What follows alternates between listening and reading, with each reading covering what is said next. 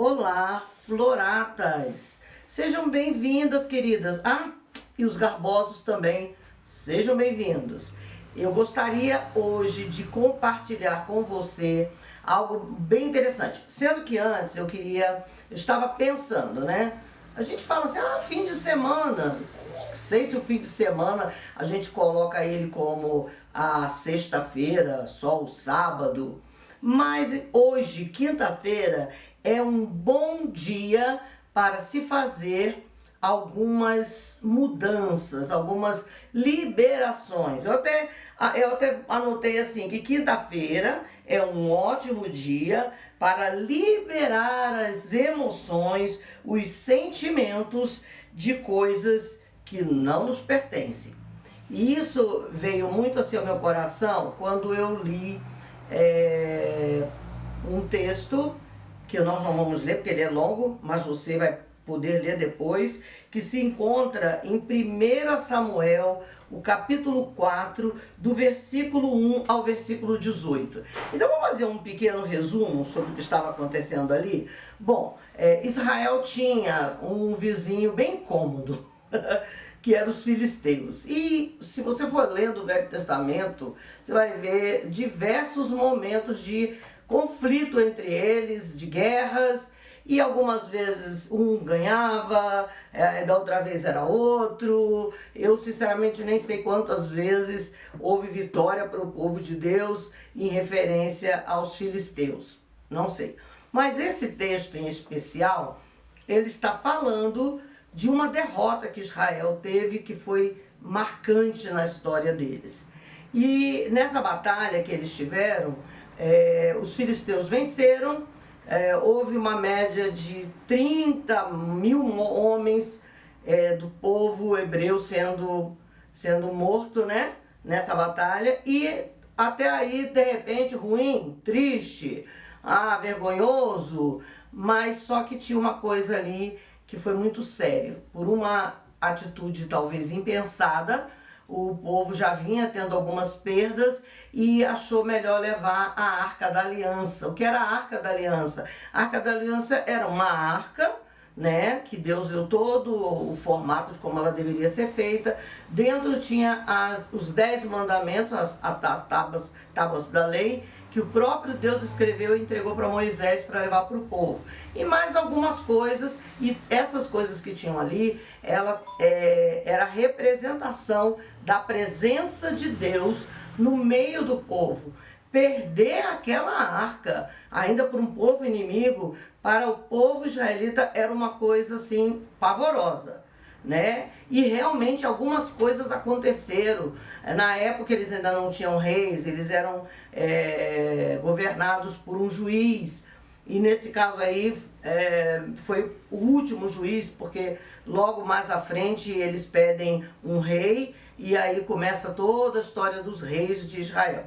Mas aí aconteceu várias coisas. 2 filhos do sumo sacerdote, que era Eli, morreram nessa guerra. A notícia chegou, ele já estava muito idoso, ele era obeso, ele estava sentado, e com o impacto da notícia da arca que foi levada, dos filhos que morreram e da guerra perdida, ele se desequilibrou, caiu, quebrou o pescoço, morreu, e aconteceu um monte de coisa.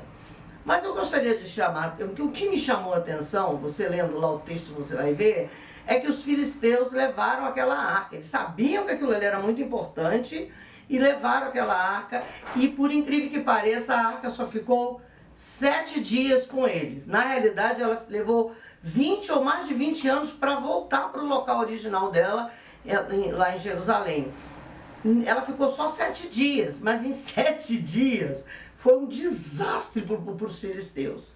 Primeiro colocaram a arca lá no altar lá de Dagon, que era o deus que eles adoravam.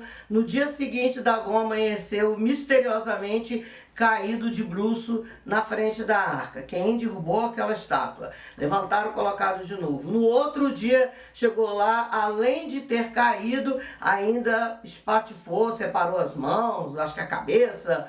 E aí eles começaram a achar aquilo muito estranho.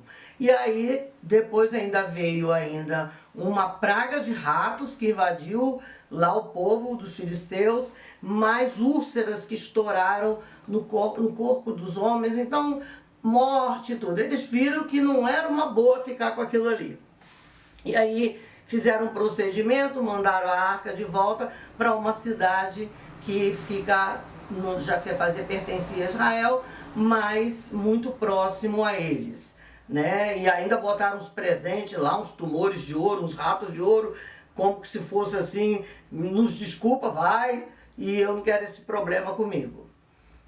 E o que nos faz pensar sobre isso? Que muitas das vezes nós passamos por tantas coisas e muitas das vezes são coisas que estão guardadas na nossa alma, nas nossas emoções, nos nossos sentimentos, na nossa mente, de algum problema que tivemos com alguém e trouxemos alguma coisa desse alguém, dessa situação, desse lugar, e aquilo ali fica trazendo desconforto nas nossas vidas.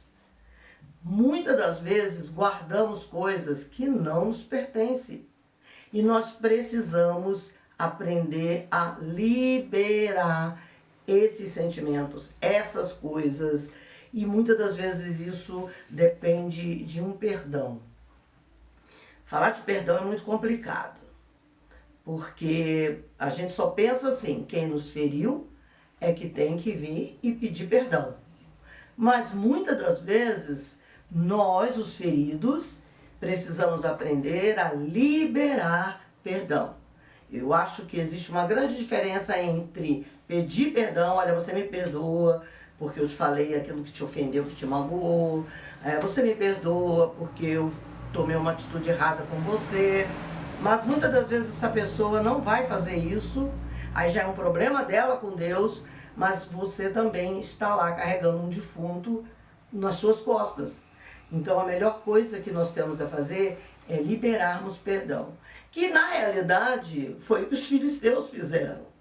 Eles feriram o povo de Israel, talvez nem tanto pela guerra, porque era uma coisa bem comum na época entre os povos, né? Infelizmente hoje a gente se vê muito isso, mas foi pelo que eles trouxeram. Eles poderiam ter ganho lá e voltado, nem sei direito qual era o motivo daquela guerra naquele momento, mas eles levaram algo que não pertenciam a eles.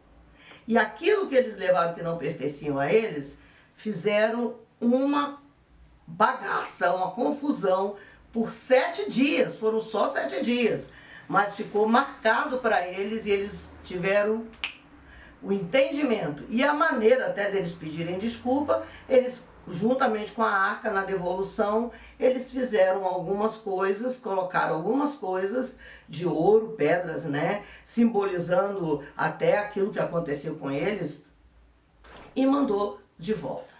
Então, minha amada, meu querido, eu gostaria muito que você refletisse sobre isso hoje.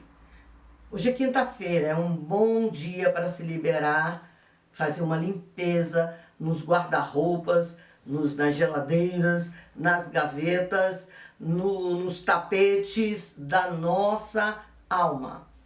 Aquilo que você, cada vez que lembra, não te traz alegria, leveza, você precisa se desfazer disso. E se desfazer dessas coisas, muitas das vezes, é chegar e liberar perdão. Fulano, eu quero te liberar perdão. Aí a pessoa vai até talvez se sentir orgulhosa, né? Tá vendo? Como eu tinha razão? Aí já é um problema dela com Deus e com ela mesma. Mas libere.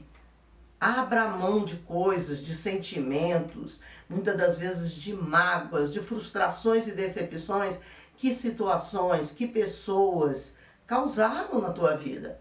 Seja livre. Tem uma música antiga do Belchior que ele diz a seguinte frase: o passado é uma roupa usada que não me serve mais. É mais ou menos isso. Eu acho que até anotei aqui a frase da música. O passado é uma roupa que não nos serve mais.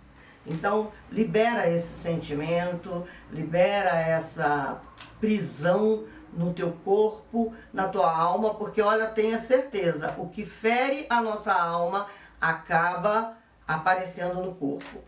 E que quinta-feira seja para mim, para você, um ótimo dia para se preparar uma faxina. Se hoje, pelo horário, não der mais tempo para fazer, faz a listinha hoje e amanhã, na sexta-feira, você faz essa faxina na tua alma, no teu coração. Um beijo carinhoso, um cheiro carinhoso atrás da sobrancelha esquerda.